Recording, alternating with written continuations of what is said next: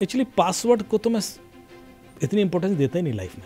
Okay password आप कितना भी कॉम्प्लिकेटेड कर लो उससे कुछ नहीं होने वाला। बेटे और बाप का नंबर दिया जाता है पहले, या उनके घर के किसी ऐसे सदस्य का जो पैसा दे सकता है, और एक बच्चे का जो उस एज ग्रुप का हो। अक्सर मेरे पास कॉल तभी आए जब लोगों ने पैसे दे दिए कि साहब वो ऐसा सब हुआ, और मेरा जैसे वो कॉल आता है कि सर वो ऐसा हुआ मेरे बेटे के नाम से, मैंने पैसे तो नहीं दिए, 2 लाख तो दे दिए। अरे तो आप सोचोगे ना कि जब पक्का समझ में आता है कि यार कारण ये था, Exactly. तो आप बाल नोच लोगे।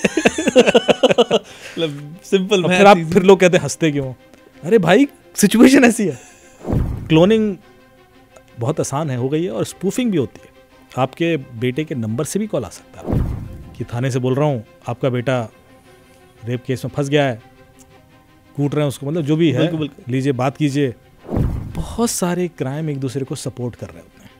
इम्पर्सोनेटेड हुआ, उसका सिम कार्ड चोरी हुआ है, गाड़ी के फास्टैग की वजह से हम उसको ट्रैक भी कर पाए हैं, लेकिन डेटा था इसलिए हम पकड़ पाए, क्योंकि कहीं ना कहीं कोई डेटा क्रिमिनल का छूट रहा है। क्राइम का जो रूट कॉज था, यदि आप पूरा गौर से देखोगे तो वो एक भरोसा था, बिकॉज यू वर ट्रस्टिंग। जब पहली बार डिस्टिलर्स का केस हुआ था और मेरे पास आया, मैं शॉक हो गया, करीब 2 साल पहले। मैंने कहा यार ऐसा भी हो सकता है कोई बिल्कुल फर्जी थाना बना के किसी को भरोसा दिला ले। पर उस दिन मुझे एक चीज़ जरूर आई थी कि ये एक के संग नहीं हुआ है। एग्जैक्टली। और आज ये चीज़ देख लीजिए आप, हर दिन हमारे पास 10 केसेस पड़े हुए हैं पूरे इंडिया भर में। इतना बड़ा हो गया है कि प्रधानमंत्री जी को बोलना पड़ा डिस्टिलर्स की कोई चीज़ नहीं है। आपके आधार से लिंक कितने सिम कार्ड चल रहे हैं वहाँ चेक कर सकते हैं। तो जब उस लिंक पे आप क्लिक करेंगे तो उसके बाद वो बता देगा कि आपके उससे कितने सिम कार्ड लिंक हैं। यदि आपको लगता है कि यार ये सिम कार्ड तो मैंने नहीं लिया था, तो उसको वहीं जाके आप डिसेबल कर दें तो वो ब्लॉक हो जाएगा। तो बोले एक शेयर है, इसका दाम कल बढ़ जाएगा, लगा दो इसमें पैसे। तो बोले मैंने इग्नोर कर दिया, मैंने कहा ऐसे बोल रहा होगा फालतू। अगले दिन मैंने देखा तो बढ़ गया था। यार ये कैसे हो गया? और ये देखो अब ये वाला शेयर है, कर इसका दाम गिर जाएगा, लगा दो। तो बोले मुझे लगा ये ऐसे फेंक रहा है, तुक्के उक्के डाल रहा है, हो गया होगा। बिल्कुल अगले दिन उसके गिर गए। ये कैसे हो सकता है? बिटकॉइन भी 2030 तक ही सिक्योर है, क्योंकि क्वांटम कंप्यूटर ने थ्रेड दे रखा है, और जो प्रेडिक्शन है कि यदि 1000 क्यूबिट क्वांटम कंप्यूटर बन गया, जो कि बन ही जाएगा, तो बिटकॉइन क्रैक कर देगा। साइबर सिक्योरिटी की अपनी सीरीज में पहुंच गए हम 9th एपिसोड पे। सर 9 एपिसोड हमने कर लिए, and welcome to the show. 51 करके मानेंगे। बिल्कुल पूरा मतलब पूरा साल 52 एपिसोड के संग खत्म करेंगे। But thank you so much. यदि आप सपोर्ट नहीं करते तो शायद हम 9 एपिसोड भी नहीं कर पाते। आप लोग देख रहे हैं, फीडबैक मिल रहे हैं और इनकरेज कर रहे हैं, इसलिए शायद हम भी कोशिश कर रहे हैं कि ज़्यादा से ज़्यादा लोगों को ये बात पहुँचाएं। और बहुत सारी चीज़ें रह गई हैं। एग्जैक्टली। अभी हमने डार्क वेब डिस्कस नहीं किया है, क्वांटम की आप बात कर रहे थे, क्वांटम नहीं किया, क्रिप्टो का डिस्कस नहीं किया है, तो स्कोप तो है। काफ़ी कुछ है, बहुत कुछ है मतलब डिस्कस करने को। सर के पास इतनी स्टोरीज है। सर चलिए शुरू करते हैं। अभी सर एक ऐसी केस है हैदराबाद का पढ़ रहा था मैं, कुछ न्यूज़ स्टोरीज भी आज लेके आया, 1-2 जो न्यूज़ में आजकल चल रहा था। उसमें ये था कि किसी के पास कॉल आया कि भाई आपका जो क्रेडिट कार्ड है उसके लिए हम कॉल कर रहे हैं। तो उस बंदे ने बोला यार मेरे को तो क्रेडिट कार्ड की जरूरत है नहीं, मेरे पास ना क्रेडिट कार्ड है ना मेरा कुछ। तो उसको कहा कि भाई आपकी कोई पीएम की स्कीम है, उसका कोई बेनिफिट आपको मिलना है, आपने कभी रजिस्टर किया होगा, तो उसमें गवर्नमेंट की स्कीम थी और कुछ पीएम का फोटो वोटो भी व्हाट्सएप पर भेजा। तो उसे भाई ठीक है यार, पीएम के नाम से और फला गवर्नमेंट के नाम से हो रहा है। रोज पीएम रोजगार वाला लिंक है। हाँ सर ऐसा कुछ, वो इंस्टाग्राम पे चल रहा है, अभी मुझे भी आया, मतलब किसी ने कंप्लेंट किया, और वो लिंक भी मैंने तुरंत स्कैन किया पहले तो फ्रॉड लिंक ही है, लेकिन वो टेलीग्राम के थ्रू ही घूम रहा है। उसमें इंस्टाग्राम पे एक पीएम रोजगार करके कुछ एक पेज किसी ने बना रखा है, और उसको उसमें सब, तो अभी हमने उसको टेक डाउन के लिए बोला हुआ है, लेकिन हाँ प्लीज़ कंटिन्यू। उसको सर इसी तरह से बातचीत की, उसको एक ऐप का लिंक भेजा उन्होंने, जो आप बता रहे हैं ऐप का लिंक उसको भेजा। उसने ऐप डाउनलोड कर ली बंदे ने, पीए उसके नाम पे, गवर्नमेंट के नाम पे, और फिर उसमें कहा कि भाई आपके जो स्कीम आएगी वो जो भी पैसा आएगा वो आपके अकाउंट में आएगा, और आप इसके अंदर अकाउंट डिटेल डाल दो। तो उसने अकाउंट डिटेल डाली, लॉगिन वॉगिन करा लिया, पासवर्ड डाल दिया उसका सब कुछ, और वो ऐप भी उसकी आ गई। और तो मान लीजिए ऐप का एक्सेस भी मिल गया, तो जब उन्होंने ट्रांजेक्शन दोबारा किया होगा तो ओटीपी पढ़ लिया होगा, क्योंकि ऐप उनके पास है। 1.5 लाख रुपये उसके साथ। वही तो कह रहा हूँ, कहानी कहाँ से शुरू होगी, और डिस्ट्रैक्ट करके आप इवेंचुअली तो निकलना पैसे ही है।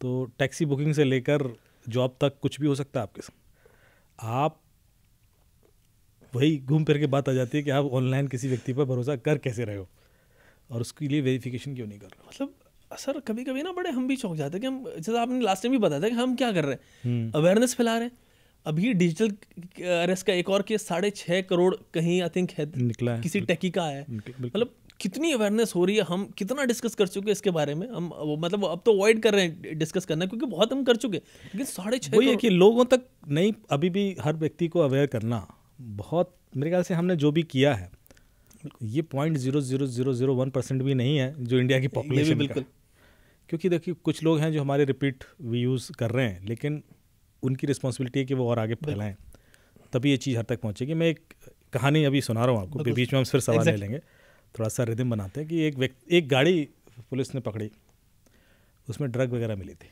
अच्छा, तो देखिए कहानी कहाँ से शुरू होती है और कैसे कहाँ घूम के पहुँचती है। तो गाड़ी के ओनर को बुलाया गया, तो उसने कहा साहब वो तो घबराया हुआ आ गया, तो आपकी गाड़ी मिली पकड़ी गई है और ऐसा ऐसा है। तो बोले तो चोरी हो गई थी। चोरी हो गई थी तो चोरी की रिपोर्ट बताइए। उसने कहा रिपोर्ट तो हमने नहीं लिखाई थी। अरे, तो बोले हम कैसे मान लें चोरी हुई थी। अब वो बड़ा परेशान, तो फिर उसको और ग्रिल किया गया, तो उसने बताया कि चोरी हुई कैसे थी। तो अब वो इसलिए नहीं बता रहा क्योंकि वो इतनी चीज़ों में फंसा हुआ है, उसको ऐसे ट्रैप कर रखा है। अब ये देखिए, तो कह रहा है कि एक दिन मैं हाईवे पे आ रहा था और मुझे एक लड़की ऐसे पैदल चलती हुई दिखाई दी। शाम का समय था, 5:30-6 के टाइप का। तो वो अकेले जा रही थी, तो मुझे लगा कि ऐसे क्यों जा रही है। तो मैंने उसको ऐसे गाड़ी रोक के पूछा, भाई एनी प्रॉब्लम? एग्जैक्टली, क्योंकि वहाँ पर ऐसा कोई बस स्टॉप भी नहीं है, ऐसा नहीं है। तो उसने भी थोड़ा सा डर के ही रिस्पॉन्स किया कि नहीं कोई प्रॉब्लम नहीं है। तो मुझे लगा कि ऐसा ना हो कि इसके संग कोई हादसा हो जाए, तो मैंने गाड़ी रोक दी। मैंने कहा आइए मैं आपको बस स्टॉप तक छोड़ देता हूँ। तो बोले वो गाड़ी में बैठ गई और उसके बाद बातचीत हमारी शुरू हो गई। बातचीत शुरू हुई और बातचीत में उसने मेरा फेसबुक मांगा कि फ्रेंड रिक्वेस्ट भेजती, मतलब बातचीत कुछ इतनी तक पहुंच गई। एंड इवेंचुअली बोले वो हमारा एक कॉमन इंटरेस्ट निकल आया। एंड देन शी सजेस्टेड, जब मैं अपने सोसाइटी के पास आया, कि मैं आपके घर बैठ के इस पर काम कर लेती हूँ, कुछ टेक्निकल वर्क था। मैंने कहा ठीक है। तो मैं उसको घर ले आया। अब हम घर में बैठे हैं और somehow I think they started drinking also.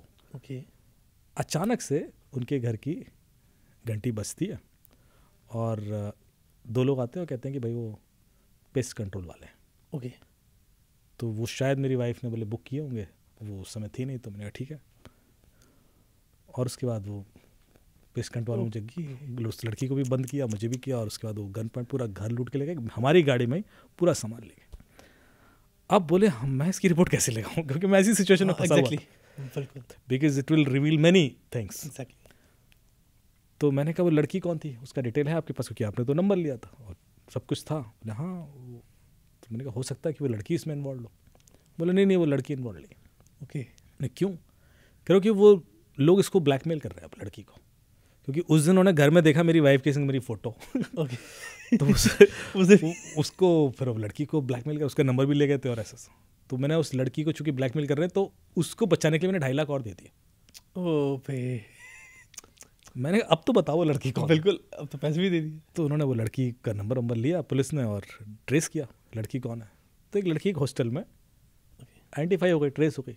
उस लड़की को ले आए, बिठाया सामने कि भाई ये लड़की है। तो कह रहे नहीं वो लड़की है ही नहीं। तो मैंने कहा तुमने जो नंबर दिया है वो तो इसी के नाम पे है। बिल्कुल। बोले नहीं ये वो नहीं है। अब कहानी यहाँ खुलती है। अच्छा, अभी स्टार्ट होती है। ओके, ठीक है। कि भाई ये हुआ क्या था खेल। मैं कह रहा हूँ किसी के संग भी हो सकता है, जब हम कहते हैं ना भरोसा हम कैसे करते हैं लाइफ में। एक्चुअली तो अब ये लगा कि चूंकि इस लड़की की आइडेंटिटी थेफ्ट हुई है जो हमारे सामने बैठी है, इसके नाम से कोई सिम कार्ड इशू हुआ है, तो कोई तो था जो इसके आसपास था जिसने इसका भरोसा जीता और उसके बाद सिम कार्ड इशू करा लिया। अब उस हॉस्टल में तो बहुत सारे लोग रहते हैं। तो पुलिस ने चेक किया कि जो भी ये फ़ोन था लड़की का जो इम्पर्सनेट कर रही थी, जो हमें डाउट था कि ये क्रिमिनल है, उसकी लोकेशंस क्या थी। तो उसकी लोकेशंस हॉस्टल में ही थी। ओके, तो मतलब वो हॉस्टल में रही है। बिल्कुल। तो फिर निकाला गया कि वो हॉस्टल से कोई भी रिसेंटली छोड़ा है क्या। तो उसमें कुछ लड़कियों के नाम आए, उसमें से इस वाली ओरिजिनल लड़की ने कंफर्म किया कि हाँ ये मेरी एक दोस्त थी जो छोड़ के गई अभी, और वो 2 हफ्ते के लिए आई थी। तो 2 हफ्ते के लिए उस हॉस्टल में रहने आई थी। उसने कई सारे सिम कार्ड इस तरह से दूसरों के नाम पर इशू कराए, अपनी वो दिखाते हुए कि मेरे पास अभी है नहीं और वो नहीं है। और उसके बाद अचानक गायब हुई और बीच में कांड हुआ। अभी इन्वेस्टिगेशन चल रहा है। अचानक से ये विक्टिम जो था इसने मुझे कॉल किया कि मुझे 2 अलर्ट आए, पहले जिस दिन ये गाड़ी चोरी हुई उसके अगले दिन मुझे 2 अलर्ट आए थे टोल क्रॉस करने के। ओके। तो और उसके बाद 4-5 दिन बाद गाड़ी पकड़ी गई ड्रग में। तो बोले वो 2 अलर्ट आगरा हाईवे पर टोल क्रॉसिंग के थे, क्योंकि इसी गाड़ी में फास्टैग लगा हुआ था। मैंने कहा वो टाइमिंग बताइए, तो बोले टाइमिंग बताई कि वो रात के इतने बजे थे। अब इंटरेस्टिंगली ये है कि जो दोनों टोल हैं उसके बीच में जो डिस्टेंस है वो नॉर्मली 1-1.5 घंटे, 1.25-2 घंटे में क्रॉस हो जाती है, पर जब हमने इसकी टाइमिंग देखी तो वो ज़्यादा थी, 2.5 घंटे के करीब थे। तो ये लगा कि इसका मतलब ये लोग बीच में कहीं रुके हैं। बिल्कुल। और यदि रुके हैं और रात का समय तो खाना वाना खाया होगा। बिल्कुल। तो उस दिन का उस टाइम पर रास्ते के सारे जो ढाबे थे और उसमें उनके जो, क्योंकि अब पेमेंट करते हैं तो कई बार वो यूपीआई से भी होता है ना, तो उस चक्कर में सबके बिल ले लिए। अच्छा, ये उस समय की सीसीटीवी मिल गई हमें, गाड़ी उस टोल से क्रॉस हुई है और हमें समझ में आ गया इस गाड़ी में 3-4 लोग थे, क्योंकि वो दिख रही है इतना दूर से कि गाड़ी भरी है। 4 लोगों ने खाना खाया होगा तो सारे बिल फिल्टर किए जो उस ड्यूरेशन में, वो 2 घंटा है हमारे पास, उसी 2 घंटे में खाना खाया गया, सारे निकाले गए, फिल्टर करते गए तो एक बिल मिल गया जो जिस पे मैं डाउट हो गया। मतलब मिले तो 7-8 बिल थे, पर एक ऐसा कंक्लूड कर लिया ये वाला हो सकता है कि उसकी टाइमिंग मैच कर रही है। उसके बाद उस बिल का पेमेंट यूपीआई से हुआ था। ओके। सीधा उठा लिया उस बंदे को। जब उठाया तब सारा गैंग क्लियर हुआ। ये गैंग ऑपरेट इसी तरह से करता था। अब इसमें देखिए कितने सारे क्राइम हुए। ये तो चलो, उसके बाद ये गाड़ी चोरी करके बेच देते थे किसी को, तो इन्होंने भी गाड़ी किसी, जो ड्रग वाला रैकेट था वो कोई और था। ओके। ये गैंग नहीं था, वो इनसे सस्ते में गाड़ी लेकर वो उस पर लगा देता था कि कल के दिन पकड़ी जाएगी, छोड़ के भाग जाएगी। बहुत सारे क्राइम एक दूसरे को सपोर्ट कर रहे होते हैं।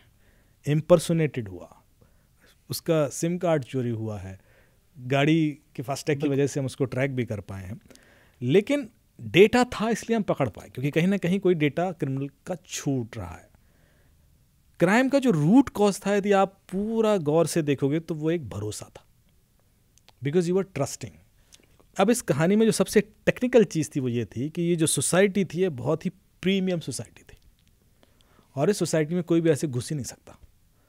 आजकल हर सोसाइटी के अंदर एक ऐप होती है, बिल्कुल, जब आप परमिशन देते हो तब अंदर आदमी आता है। एग्जैक्टली। तो जब हम लोगों का खटका तब लगा कि जब हमने देखा कि ये पेस्ट कंट्रोल वाले अंदर घुसे कैसे। Exactly sir. इसका मतलब अंदर से परमिशन दी गई है। बिल्कुल।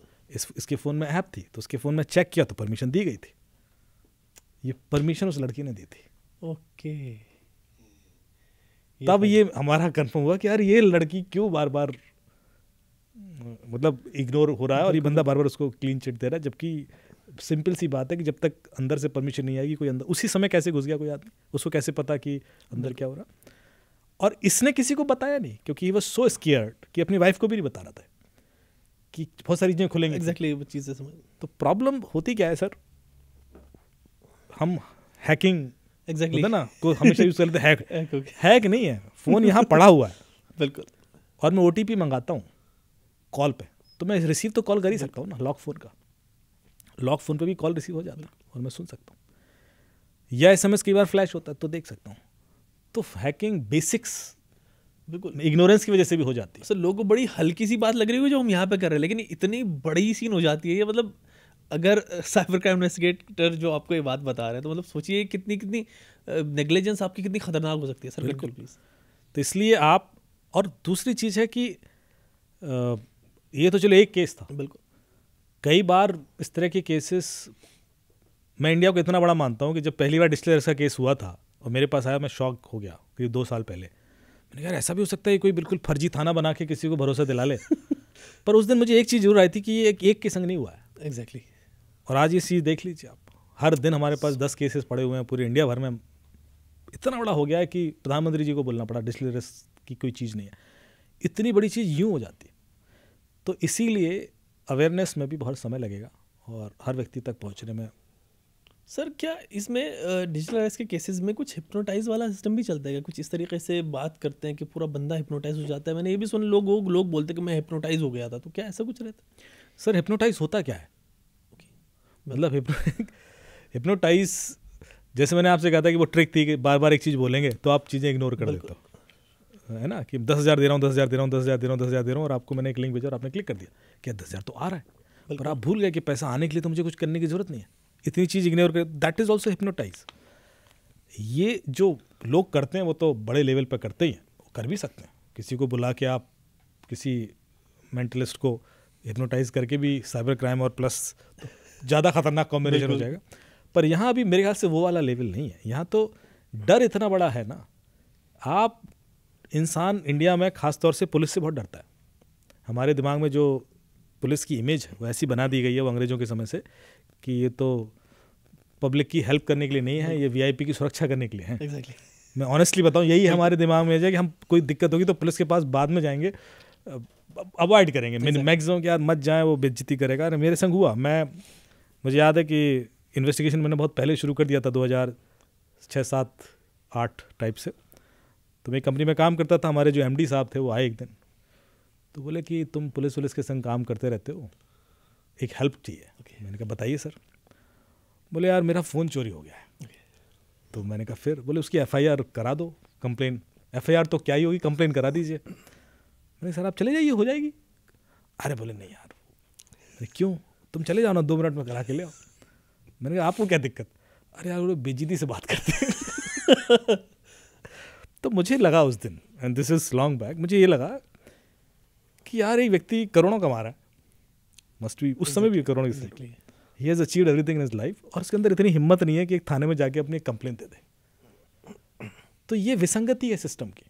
दिस इज, हम लोग हंस रहे हैं पर ये एक्चुअली कहीं फेलियर है, इट्स अ बिग फेलियर, क्योंकि वो है तो हमारे लिए ना। बिल्कुल, पुलिस हो या ब्यूरोक्रेट्स हो या पॉलिटिशियंस हो, actually they are for us. हम इतना डर रहे हैं उनसे कि हमसे बात भी नहीं कर पा रहे। और यही कारण है डिस्टरेस जैसे केसेस तक होने का, यही कारण है कि लोग हिप्नोटाइज हो रहे हैं, क्योंकि आप बचपन से वो देखते आ रहे हो कि यार पुलिस मतलब पंगा छुड़ाओ पहले, क्योंकि वो जहाँ बातचीत शुरू की 4 जगह फंसा देगा आपको। यहाँ क्यों खड़े हो? आदमी भागता है कि भैया इसको बताएं भागे। नहीं तुम खड़े क्यों यहाँ, फालतू क्यों खड़े हो? मतलब 5 मिनट में आदमी को पसीना आ जाता है। ये सिस्टम ऐसा, and this is I think we need to change. I am again requesting, because मैं तो बहुत काम करता हूँ, ऐसे नहीं कि पुलिस में बहुत अच्छे लोग हैं, बहुत हेल्पफुल भी हैं, लेकिन मोरलेस ऐसे ही हैं। जो ग्राउंड लेवल पुलिस ऑफिसर्स हैं वो यही हैं, वो हर किसी को शक की निगाह से देखेंगे, बेइज्जती करेंगे। मेरे संग हुआ। तो मैं, अब हंसने वाली बात नहीं है, बट मैं सच्चाई है जो सबके सामने शेयर कर सकता हूँ। ये भी उसी समय पुरानी की बात है, कॉलेज में था मैं उस समय। तो पर्स खो गया मेरा भोपाल में, न्यू मार्केट। मैं गया पुलिस में रिपोर्ट लिखाने, मैंने साहब पर्स खो गया है, तो हम क्या करें? मैं साहब वो उसमें बहुत सारे आईडी वाईडी थे, रिपोर्ट लिखेंगे तो वो दोबारा कॉपी बन पाएगी। अच्छा लिखो, कंप्लेन लिखो। तो मैंने लिख दिया to the SHO New Market, ऐसे करके उसने ऐसे लिया। क्या है ये? मैं साहब वो कंप्लेन। हिंदी नहीं आती आपको? ये होता है। आती तो है। हाँ तो हिंदी में लिखो। पर जिस तरीके से उसे ट्रीट किया, ही वुड हैव आज the same thing with little dignity. Exactly. मतलब मैं ऐसे कांप रहा था, ऐसे उड़ा था, हिंदी में लिख के आओ, चले जाते हैं बड़े। अब मैं इतना बड़ा ह्यूमिलेट फील कर रहा हूँ, मैंने दूसरा कागज लिया। फिर मैं हिंदी में लिखा, अब कहाँ पर हूँ, ऐसा ना कि फिर से बेइज्जती करते। अरे यार मैं कंप्लेन लिखाने गया हूँ, why should I be scared? बिल्कुल, मैं कोई गुनाह तो नहीं कर रहा हूँ। पर मुझे वो पूरा प्रोसेस ऐसा लगा कि मैं शायद, मेरा पर्स खो गया तो मैंने कोई बहुत बड़ी गलती कर दी। And this is something which was a learning. मैंने कहा यार मुझे इस डर से बाहर आना है। बिल्कुल। सो this is an open information, ऐसा नहीं है मैं कुछ नई चीज़ें बता रहा हूँ। आई एम श्योर काफ़ी लोगों ने एक्सपीरियंस किया होगा, और उस वजह से ये सब हिप्नोटाइज हो जाते हैं लोग। सेम केस मेरे साथ हुआ था। मेरा सिम हो गया था, सिम खो गया, तो उसके लिए मैं गया था, तो सेम चीज़ इंग्लिश में लिख दी, तो वही हिंदी में लिखो। तो मतलब ये चीज़ सर, इसके लिए एक चीज़ और बात करूँगा, इसी को एक्सटेंड कर लेंगे थोड़ा सा। आप क्योंकि इनके साथ काम करते हैं, पुलिस के साथ, एंड प्लस काफ़ी वक्त से, तो कुछ हमारे व्यूअर्स को तरीका बता दें कि किस तरह से अप्रोच करें पुलिस को। कुछ थोड़े बहुत पॉइंट्स जो हैं कि यार ये बात कर दिया करो, इस तरीके से कहते हैं, ताकि कुछ अगर कंप्लेन लिखानी हो तो आसान हो जाए उनके लिए। देखिए, पहले तो साइबर सेल अब हर जगह बन गए, तो यदि आप नॉर्मल पुलिस स्टेशन जाएंगे तो वो कई बार नहीं समझ पाते चीज़ें, क्योंकि उनकी उस तरह से अवेयरनेस कम है इस मामले में। तो आप कोशिश करें साइबर सेल में जाके रिपोर्ट करें, मेरे ख्याल से वो उनको आप समझा भी पाएंगे, एंड बहुत सपोर्टिव होते हैं साइबर सेल अभी, क्योंकि जो लोग उस माइंडसेट से आ रहे हैं, जो न्यू एज पुलिस ऑफिसर्स हैं, जो कांस्टेबल्स हैं, वो बहुत बहुत ज़्यादा मेहनत भी करते हैं। उतना रूड नहीं होंगे, इस बात की मैं गारंटी दे रहा हूँ। जो शायद क्योंकि इन लोगों की ट्रेनिंग इसलिए ऐसी है क्योंकि देखिए इनका डेली का काम वैसा है। एग्जैक्टली। यदि वो ऐसा हो ना, सिस्टम में डिसिप्लिन डर से आता है। बिल्कुल। अब होता क्या हमारे यहाँ, यदि आप रेशियो देखोगे यूके वर्सेस इंडिया या किसी भी कंट्री वर्सेस इंडिया, तो जो पुलिस ऑफिसर्स हैं वो पॉपुलेशन के मुकाबले बहुत कम है। अब एक पुलिस ऑफिसर को एरिया दे रखा है जिसमें कम से कम 20,000 लोग हैं, 30,000 लोग हैं जिनको वो करना है। तो वो कितना भी कर ले, जबकि जैसे मैं एग्जांपल दिया था, डेनमार्क में टोटल 50 लाख लोग हैं और पूरे आजमगढ़ में 65 लाख लोग हैं। तो अब आजमगढ़ का SSP is more loaded than entire Denmark. तो इस वजह से उनको एक प्रोएक्टिवली डर बना के चलना पड़ता है कि लोग डरते रहें ताकि सिस्टम डिसिप्लिन रहे। ये एक वजह है उनका शायद रूड होने का। मैं जस्टिफाई नहीं कर रहा हूँ, पर शायद ऐसा इसलिए होता होगा। तो इसलिए मैं ये कहता कि साइबर सेल में जाएं और मेरे ख्याल से वहाँ बेटर अंडरस्टैंडिंग होगी। यदि आपको ऐसा लगता है कि वहाँ पे भी ऐसा हुआ, तो हिरार्की समझ लें सिस्टम की। जैसे एसीपी जो होता है, या जो उसके डीएसपी भी बोलते हैं कई जगह, डीएसपी होगा, एसी होगा, कमिश्नरेट होगा तो वहाँ एसीपी होगा, नहीं तो यदि जिला होगा तो वहाँ डीएसपी होगा। तो उस संबंधित डिपार्टमेंट के आप डीएसपी से जाके मिलें। नहीं डीएसपी से मिल पा रहे हैं तो आप उसके और ऊपर जो जाएँ, तो उससे ऊपर जाएंगे तो आपको डीसीपी मिलेगा या आपको एडिशनल एसपी मिल जाएगा।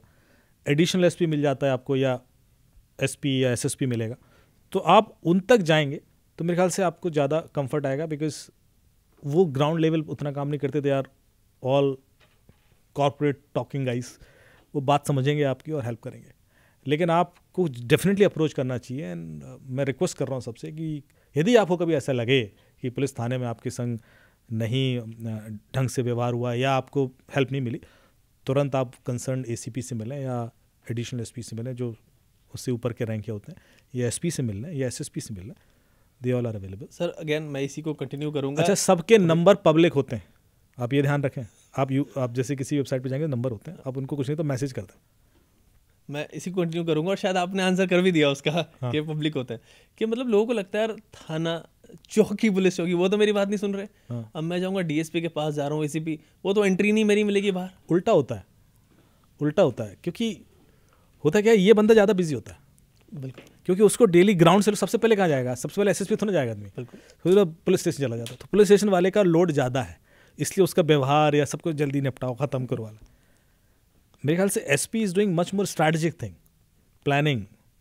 यहाँ पर भी ये होने वाला है तो उसकी प्लानिंग कर रहा है, वो कैसे सिक्योर करेंगे। तो उसके पास वो ब्रीदिंग स्पेस होता है। आप जाओगे, वो मिलेगा और वो तसल्ली से बैठ के बात करेगा, जितना शायद वहाँ पर आपको ना मिले। तो इसलिए आप ये माइंडसेट निकाल दो। लोगों को लगता है यार ये इतना ऐसे बात कर रहा है तो वो तो और बिल्कुल घुसने भी नहीं देंगे। ऐसा नहीं होता। आप जाइए, अपना नाम नंबर भेजिए, वो डेफिनेटली मिलेंगे आपसे। फाइन सर, इससे एक चीज़ मेरे और याद आई, मतलब याद क्या है, एक आइडिया मिला कि आप क्योंकि कॉन्टैक्ट आपके हर जगह बातचीत करते हैं, तो इस पर एक सीरीज़ भी कर सकते हैं कि पुलिस को हम कैसे अप्रोच करें इसे, क्योंकि ये बहुत बड़ी मिसकंसेप्शन है और बहुत बड़ा प्रॉब्लम है हर किसी का, कोई डरता है।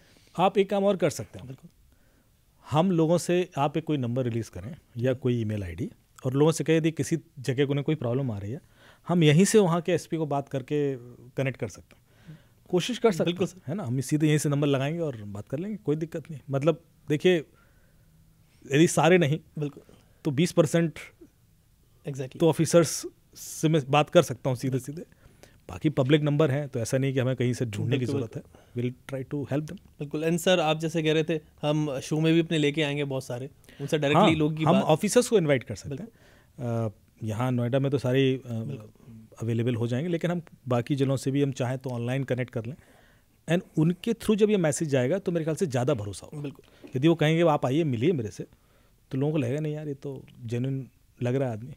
बहुत सॉफ्ट हार्टेड होते हैं भाई, मतलब मैं बताऊँ लोगों की इमेज ऐसी बना रखी है। अभी तो उत्तराखंड गए थे, आपकी फ़ोटोज़ मैंने देखे थे वहाँ के। हाँ तो उत्तराखंड में यूथ फेस्टिवल था, तो वहाँ पर जो प्रिंसिपल सेक्रेटरी जी हैं, जो एडीजी हैं, additional director general of police, Amit Sinha ji, उन्होंने इन्वाइट किया था। तो उनके संग मैं पिछले 10-12 साल से एसोसिएटेड हूँ। एक्चुअली मैंने उनको एनपीए में ट्रेनिंग दिया था, नेशनल पुलिस अकेडमी हैदराबाद, तब से परिचित हूँ। बहुत अपराइट ऑफिसर हैं और बहुत dynamic, full of energy.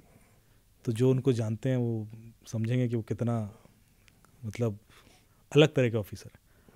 So he invited me and that's why I was there. And बहुत अच्छा एक्सपीरियंस। 10 लाख लोगों का इवेंट था वो, पूरे स्टेट का। और जिस दिन मेरा सेशन था उस दिन भी करीब मेरे ख्याल से 5-6 हज़ार लोग तो होंगे वहाँ पर। ओपन एरिया में पूरा सेटअप बनाया गया था। It's very very good event. तो कोशिश मेरी वही होती है कि जहाँ जितने ज़्यादा लोगों तक हमारी बात पहुँचे और अवेयरनेस फैले, क्योंकि किसी को कुछ नहीं पता भाई। बिल्कुल। मैं जब भी नई जगह जाता हूँ वो वहीं से शुरू होता है कि सर चौंका दिया आपने। मैं घर जाता हूँ जब भी, तो मैं हर बार जब भी जाता हूँ घर पे, तो मैं हर बार बताता हूँ घर पे जितने बड़े लोग हैं, मैंने कहा देखिए अगर ऐसा किसी का कॉल आ गया तो नहीं करना है। मेरी आवाज़ में किसी ने कॉल कर दिया, आपको नहीं कुछ करना है। मेरी वीडियो में भी मैं आपको वीडियो में भी देखिए, आपको पैसा नहीं देना बस बाकी कुछ हो जाए, पैसा मत देते ना। ये सर इसी पे मतलब वॉइस क्लोनिंग पे भी थोड़ी सी बात कर लेते हैं। वॉइस क्लोनिंग फ्रॉड भी आजकल बहुत ज़्यादा एआई की वजह से हो गए, थोड़ा सा उसकी भी अवेयरनेस, इवन तुमने शायद पहले एपिसोड में थोड़ा सा टच किया था, उसको भी थोड़ा सा आप बता दें एक बार। देखिए वॉइस क्लोनिंग इतना आसान हो गई है, और पहले एपिसोड में तो टूल भी बता दिया था, अब मैं नहीं बताऊंगा। मुझे लोगों ने बोला सर टूल मत बताइए लेकिन सबको पता है सर अब तो एआई ऐसा कुछ छुपा नहीं है। एआई पे ट्रेनिंग चल रही है भर भर के। 1 मिनट की भी यदि आवाज़ आपकी आ जाए, 30 सेकेंड की भी आ जाए, तो भी आपका 60 से 70% वॉइस क्लोन हो जाता है। मतलब आप यदि स्ट्रेस में बोल रहे हैं या पैनिक बोल रहे हैं तो कोई डिफरेंशिएट नहीं कर सकता कि ये बंदा वो नहीं है। तो इसी का फ़ायदा उठाते हैं वो। और आपको पहले कोई कॉल आया, अच्छा सबसे बड़ी बात जो मैं उस दिन भी बोल रहा था कि ये पूरा स्ट्रैटेजिक प्लानिंग होती है। बेटे और बाप का नंबर दिया जाता है पहले, या उनके घर के किसी ऐसे सदस्य का जो पैसा दे सकता है, और एक बच्चे का जो उस एज ग्रुप का हो। रेंडमली भी कॉल आए लोगों को, लोगों ने मुझे बताया कि साहब मुझे कॉल आया कि थाने से बोल रहा हूँ आपका बेटा रेप केस में फंस गया है, कूट रहे हैं उसको, मतलब जो भी है लीजिए बात कीजिए। अब बोले वो अपनी बताया जा रहा है। मैंने कहा भाई मेरा बेटा तो बगल में बैठा है तो दूसरा होगा बोले वो गिव अप करने को तैयार नहीं है, आपके भाई का बेटा होगा तो कितना कॉन्फिडेंस है उस बंदे में। मतलब मैं उसको समझा रहा हूँ, मुझे तब भी समझाया जा रहा है कि है तो आप ही का कोई क्योंकि उसको डेटा ऐसे दिया गया है कि भैया ये उनसे रिलेटेड तो है, इतना कंफर्म है वो डेटा। हाँ, तो इसलिए वो अभी भी डिफेंड किया जा रहा है। नहीं देखिए सुनिए आप उसकी आवाज़। तो ये इस हद तक भी हुआ। और उसमें क्या होता है, देखिए यदि आपका बेटा आपके साथ नहीं है और अचानक से कॉल आया तो लोग दे देते हैं। तो अक्सर मेरे पास कॉल तभी आए जब लोगों ने पैसे दे दिए कि साहब वो ऐसा हुआ। और मेरा जैसे ही वो कॉल आता है कि सर वो ऐसा हुआ मेरे बेटे के नाम से, मैंने पैसे तो नहीं दिए 2 लाख तो दे दिए। अरे तो उसके बाद रिकवरी, वही सारे चैलेंजेस हैं। तो क्लोनिंग बहुत आसान है, हो गई है। और स्पूफिंग भी होती है, आपके बेटे के नंबर से भी कॉल आ सकता है आपको। ओके, हाँ सर हमने डिस्कस किया था कॉल स्पूफिंग के बारे में, और ये हो रहा है अभी। मतलब अब तो अपग्रेड कर लिया क्रिमिनल्स ने अपने आप को। हमने बताया भी था कि देखिए ये चीज़, एक तिहाड़ जेल में व्यक्ति बंद था जो गृह मंत्री जी के नंबर से कॉल करता था, तो ये बड़ा संभव हो जाता है। हाँ थोड़ा टेक्निकली थोड़ा कॉम्प्लेक्स चीज़ थी, पर अब लोगों के पास पैसा इतना है कि वो कुछ भी कर पा रहे हैं। ये वीडियो कॉल कर देते हैं किसी के भी फेस से, तो इस हद तक भी चीज़ें होंगी, अभी दिखना शुरू हो जाएगा। ऑडियो क्लोनिंग और स्पूफिंग तो बहुत कॉमन हो गई। सर मतलब एक और आपकी तरफ से कोई इंटरेस्टिंग स्टोरी हो जाए, मतलब जिसमें लोगों को अवेयरनेस जाए।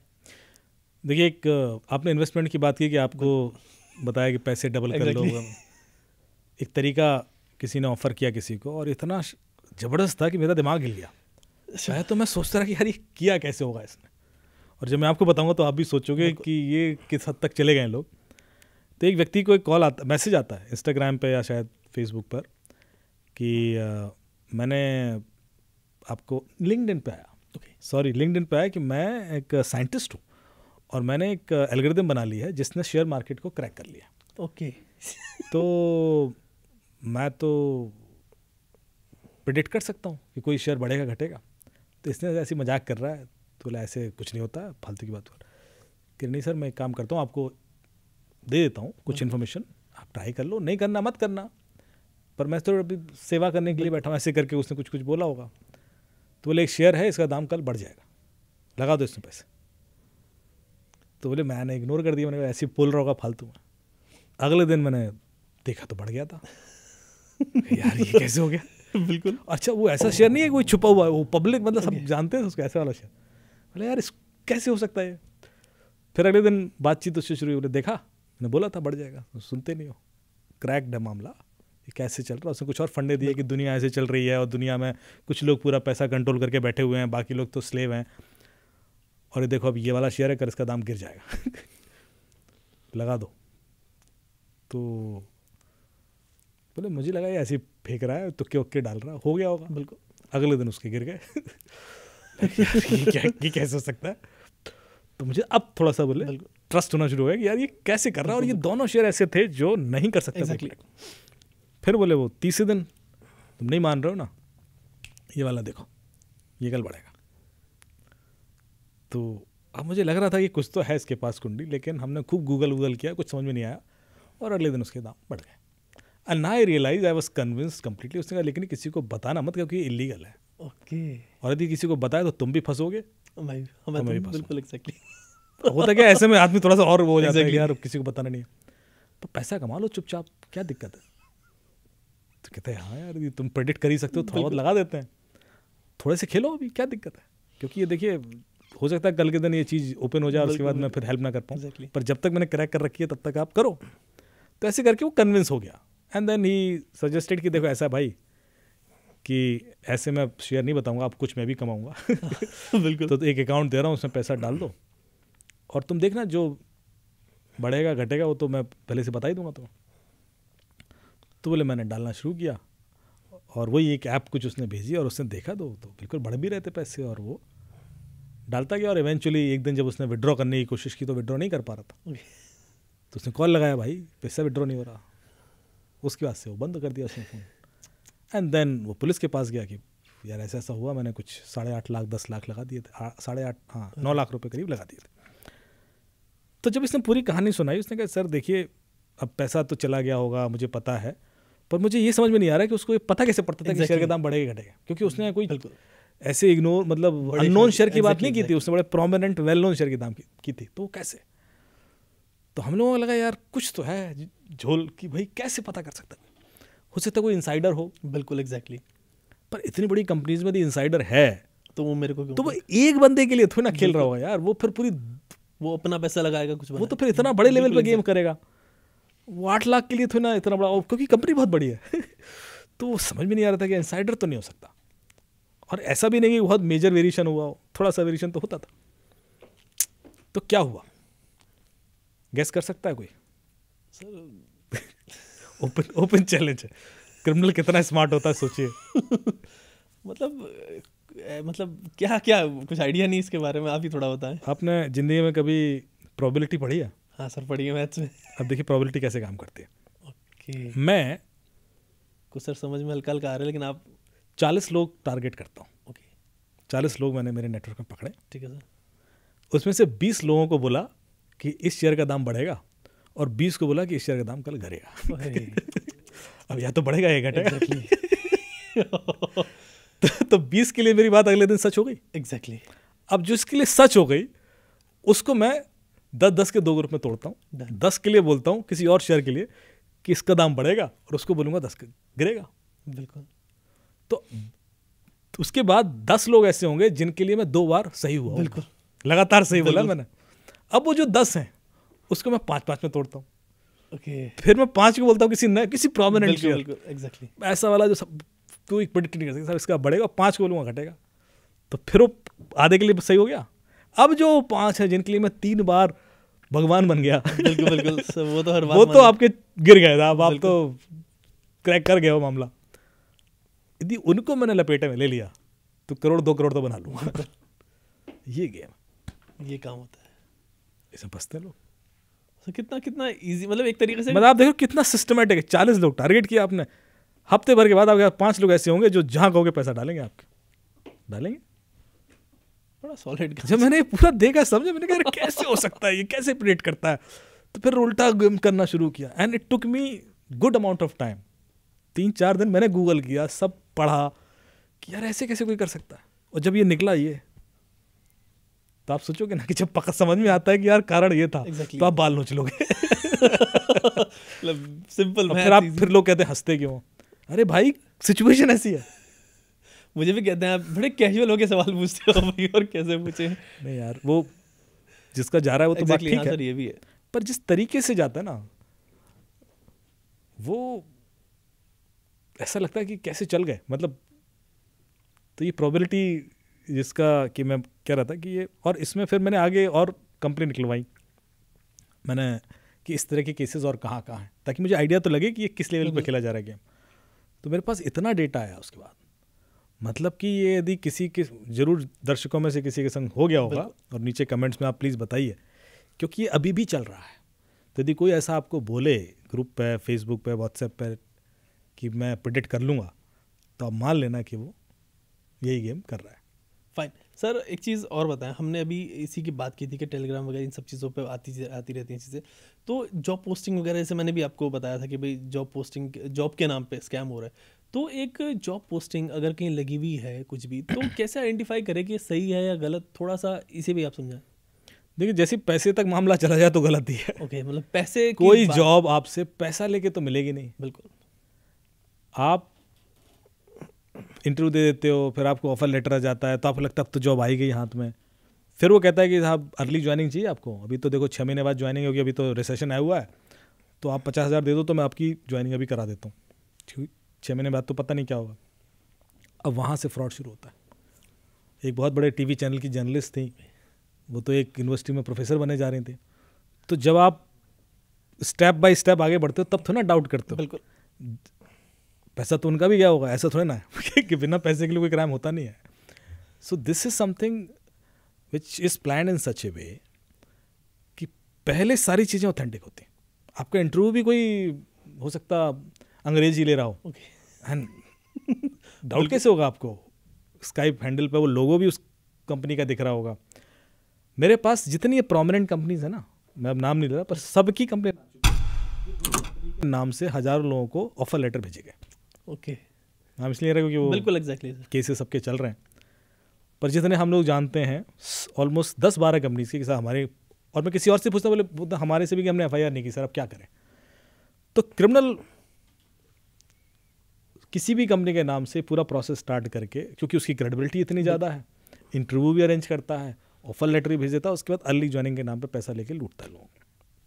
सर जैसे कि आप बता रहे कि वे लोग पैसा के इतना ट्रांजैक्शन करते हैं, मेरे को भी 200 रुपये उन्होंने 2 बार दी थी तो चलिए, लेकिन ये जो अकाउंट है जहाँ से पैसे ट्रांसफ़र हो रहे हैं, ये अकाउंट क्यों ट्रैक नहीं कर पाते? नंबर एक चीज़ ये।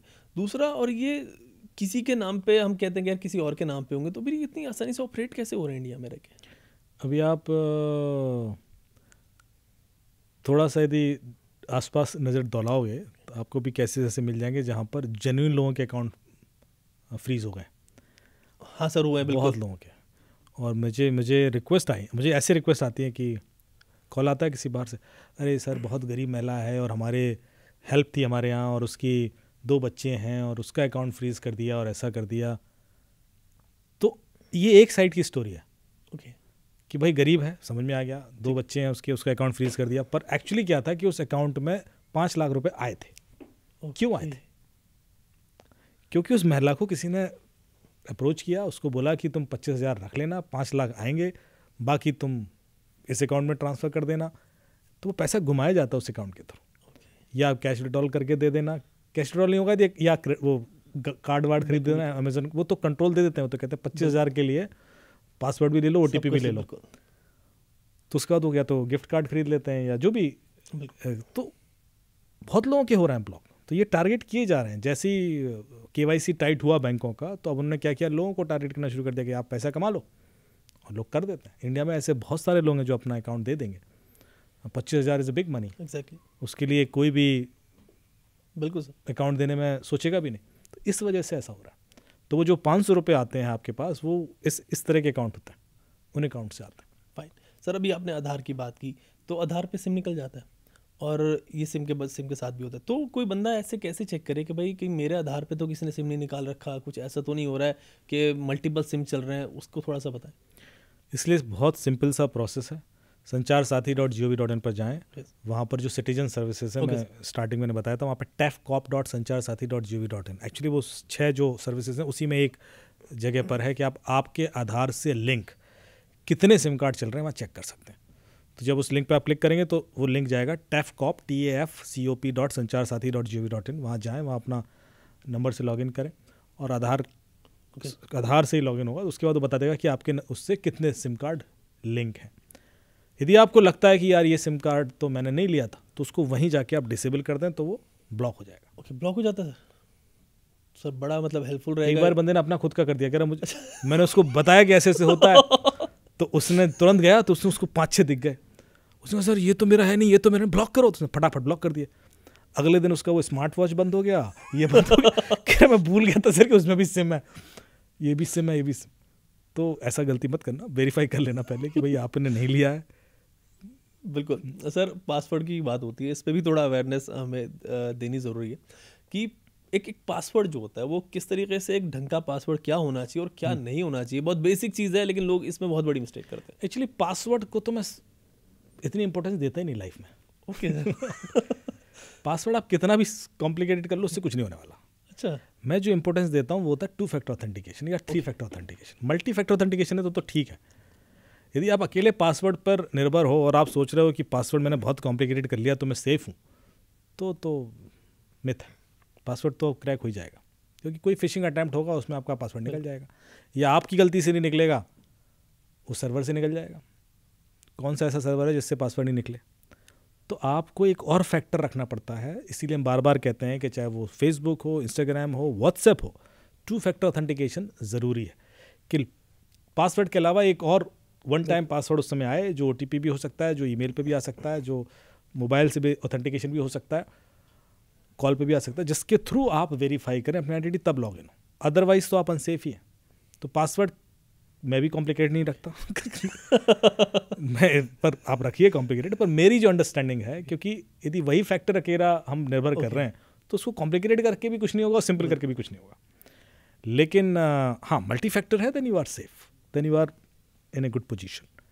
एक और चीज़ है कि अभी जो सिस्टम चल रहा है हमारा, एंड रिसर्च हो रही है, जिसमें हम पासवर्ड लेस सिस्टम की बात कर रहे हैं। ओके, कि हमें पासवर्ड मांगना ही नहीं चाहिए किसी से, हम उसको वैसे ही वेरीफाई कर सकते हैं। बहुत सारे ऐसे पैरामीटर होते हैं आपकी लाइफ में, जैसे आप फ़ोन उठाते हो ना, उसी समय कंटिन्यूस ऑथेंटिकेशन बोलते हैं उसको, कि the way you type, the way you look at your phone, everything is your unique pattern. बहुत सारे लोग इस पर अलग अलग तरीके से रिसर्च कर रहे हैं, जिससे आपकी वेरिफिकेशन होती रहेगी और वो आगे के लिए 10 मिनट के लिए एक्सटेंड होती रहेगी कि ऑथराइज हो चुका, ऑथराइज हो चुका, ऐसा कुछ करके सिस्टम बनाया जाए, ख़ास तौर से बैंकिंग के लिए।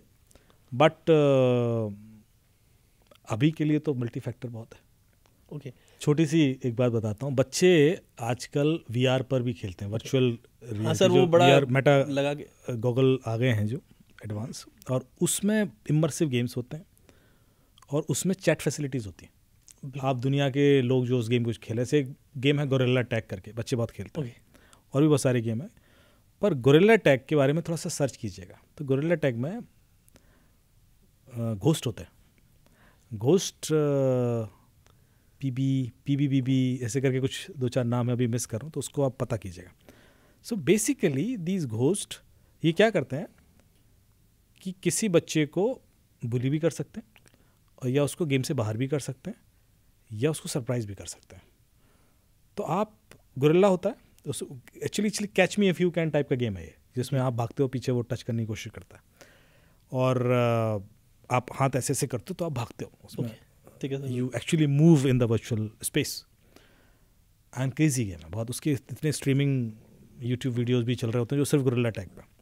उसको पॉपुलर करने के लिए शायद उन्होंने प्रोविजन बनाया, बट एक्चुअली स्केरी क्या है, जो मैं इन्फॉर्मेशन देना चाह रहा हूँ, कि एक दिन कुछ बच्चे खेल रहे थे और उन्होंने मुझे बताया कि साहब मैं खेल रहा था और उसने मुझे नाम लेके बुलाया, जबकि हमने अपने नाम से लॉगिन भी नहीं किया। उसने, और उसमें जो 2-3 लोग थे, वो तीनों का नाम लेके बुलाया। ओके सर, गेम जो खेल रहे थे उसने उसका ओरिजिनल नाम लेके बुलाया? हाँ, जैसे मैं गॉगल पहना हुआ और यहाँ पे 3 लड़कियाँ हैं, तो वो उसने बोला कि उसको भी इंगेज करो या इसको भी इंगेज करो, तीनों का नाम ले रहा है। वो कौन? कोई बंदा जो किसी दूसरी कंट्री में है, जो उस गेम के अंदर है। ओके, तो उसको कैसे पता कि मेरे आसपास कौन कौन है? एग्जैक्टली। फिर उसने लोकेशन भी बताई कि आप लोग यहाँ से नोएडा में हो, यहाँ से, तो बच्चे तो डर ही जाएंगे कि यार उसको कैसे पता है। And then these ghost things also. तो घोस्ट ये नॉर्मली यही करते हैं, इस तरह से डराते हैं या निकालते हैं। तो जब उन्होंने ये सब चीज़ें बताई, तो चूंकि मैं बहुत ज़्यादा एक्सपीरियंस किया नहीं था, तो मैंने 1-2 बार खेला, उसके बाद मुझे लगा कि लेकिन ये होता कैसे होगा, कैसे वो नाम पता करते हैं। तो मैंने थोड़ा सा रिसर्च किया और फिर पता पड़ा कि चूंकि बच्चे जब गेम खेल रहे होते हैं तो वो बात भी कर रहे होते हैं आपस में, ये बातें वो सुन रहा होता है। ओके, और उससे वो एक दूसरे के नाम उसको पता पड़ जाते हैं कि इस पूरे गेम मतलब आसपास कौन कौन है। इतनी सी चीज़ वो बता के आपको डरा सकता है। इतनी छोटी सी चीज़ देख रहे हो कि हमने ही तो बातचीत करते में एक्सप्लोर किया, तो वो सुन रहा होता है कि क्या बोल रहा हो, किस बारे में बोल रहा हो, वो इन्फॉर्मेशन वो रिवील करता है, वहाँ से काउंटर करता है। और बच्चे इतना दिमाग नहीं लगाते कि हमें ने बोला था थोड़ी देर पहले, and they don't relate and they get scared. बच्चे इतना डर जाते हैं कि बताते नहीं माँ बाप को, एंड दे स्टार्ट बिलीविंग कि नहीं उसमें घोस्ट था, घोस्ट ही था वो।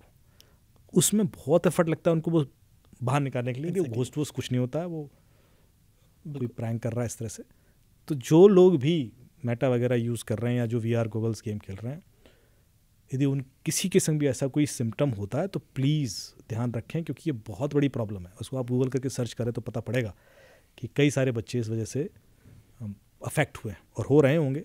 माँ बाप को पता भी नहीं पड़ता, वो सोचते हैं बच्चे का बिहेवियर बदल गया, ये बदल गया। बिल्कुल।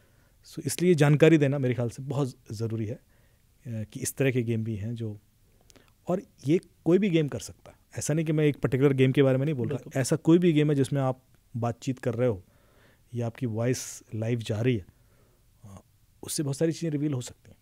तो इस तरह के गेम या तो अवॉइड करें या सिर्फ माँ बाप की प्रेजेंस में ही अलाउ करें कि भैया 15 मिनट आधा घंटा आप खेल लीजिए जब कोई बड़ा साथ में, नहीं तो क्या बोल के वो क्या करा देगा छोटे बच्चों के संग, वो खतरनाक हो सकता है। बिल्कुल सर, एक सवाल आ रहा था माइंड में, भूल गया था मैं उसको। बड़ा बेसिक सा सवाल है लेकिन बड़ा इंटरेस्टिंग सा चीज़ें रहती हैं उसमें। फॉर एग्जांपल आजकल बड़ा लोग जो रिलेशनशिप में रहते हैं या फिर ऐसे भी दोस्तों में एक कॉमन चीज़ हो गई है, एक दूसरे के फ़ोन चेक करने के चक्कर में वो ऐप इंस्टॉल कर देते हैं दूसरी, जो फ़ोन का एक्सेस पूरा का पूरा दे देती है।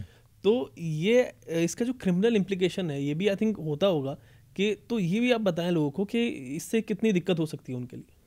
देखिए, सबसे पहले तो privacy is our fundamental right. तो ये मेरा मूलभूत अधिकार है, इसको थोड़ा सिंपल करके समझाता हूँ। जैसे जो और भी हमारे मूलभूत अधिकार हैं, स्वतंत्रता भी हमारा मूलभूत अधिकार है, अब एजुकेशन भी है, तो ये आप किसी का छीन नहीं सकते। यदि आप छीनेंगे तो आपके खिलाफ कार्रवाई होगी। तो यदि आप किसी का भी फ़ोन में कुछ भी ऐसा डालते हैं तो पता तो पड़ ही जाएगा किसने डाला, डेटा कहाँ जा रहा था, उसको लॉगिन करके कौन बैठा था। वो तो ट्रैप हुई, वो तो निकालना बहुत आसान है। तो आप इंस्टॉल भी करोगे या जो भी करोगे, इवेंचुअली उसको लॉग से हम वेरीफाई कर लेंगे, लेकिन उसके बाद कंसिक्वेंसेस आप पे आएंगे।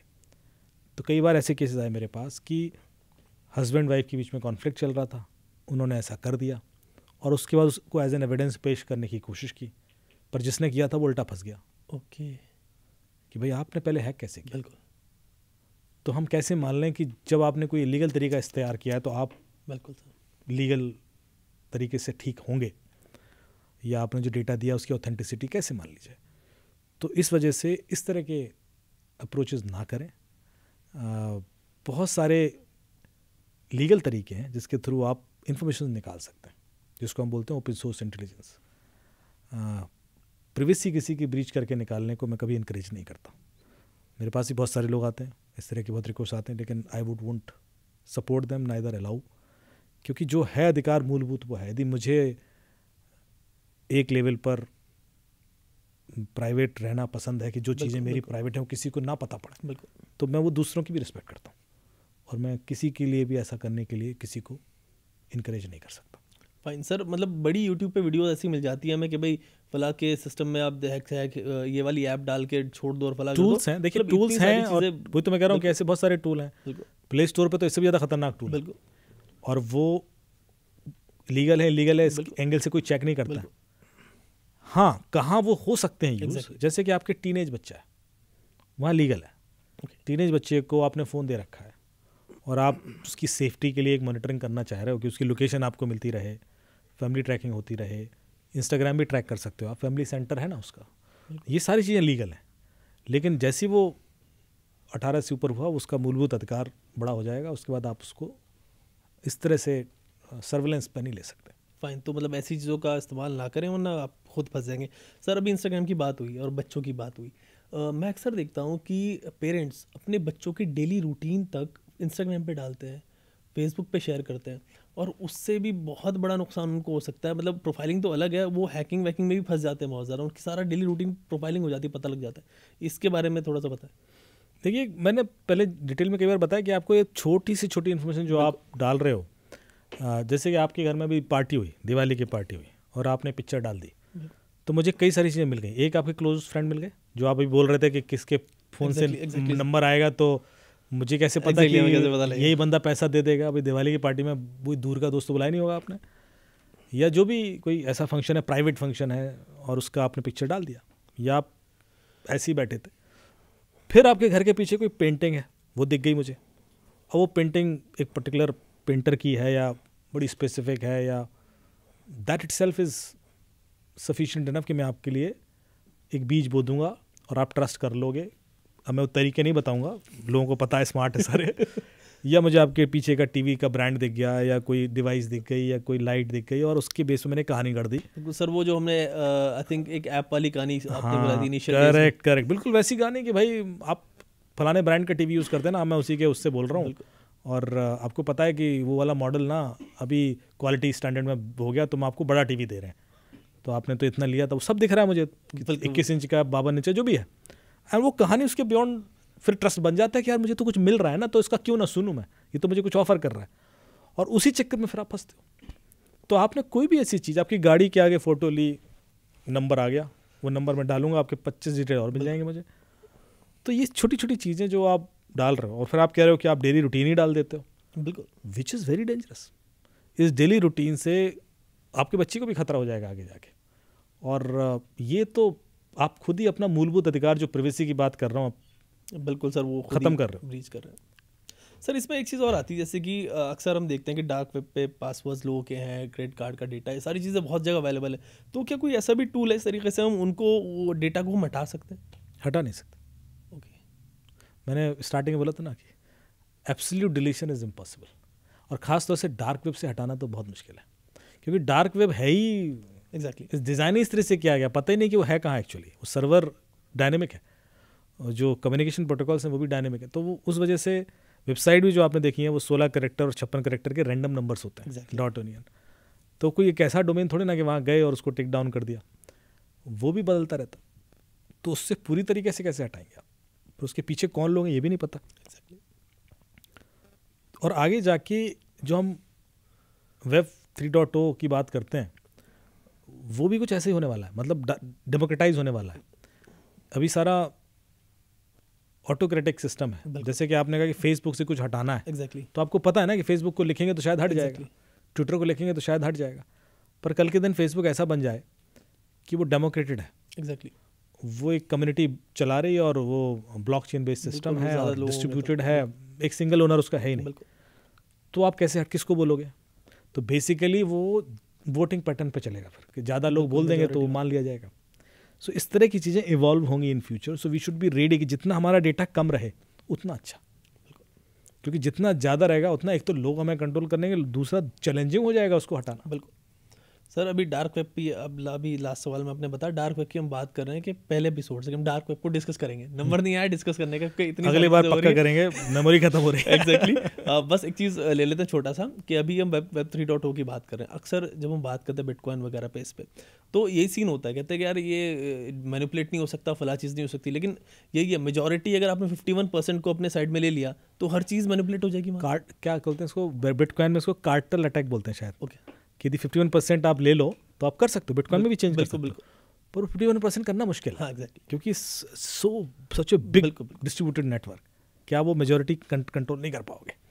लेकिन उसके अलग खतरे हैं, बिटकॉइन भी 2030 तक ही सिक्योर है, क्योंकि क्वांटम कंप्यूटर ने थ्रेड दे रखा है, और जो प्रेडिक्शन है कि यदि 1000 क्यूबिट क्वांटम कंप्यूटर बन गया, जो कि बन ही जाएगा, तो बिटकॉइन क्रैक कर देगा। सर ये तो, और बिटकॉइन क्या कुछ भी क्रैक कर देगा। इस पर एक सीरीज करनी चाहिए, हमारे क्रिप्टो के वीडियो बहुत अच्छे चलते हैं। बिल्कुल बिल्कुल करेंगे, और इन्होंने हाथ खड़ा कर दिया तो आप बिल्कुल ठीक है सर, आज इतना ही रखते हैं अपने इस एपिसोड को। एंड आपने कनेक्ट किया, लगातार आप मतलब लोगों के लिए वक्त निकाल रहे हैं अपने बिजी शेड्यूल में, उसके लिए thanks. Thank you so much, keep supporting us, keep watching, share कीजिए।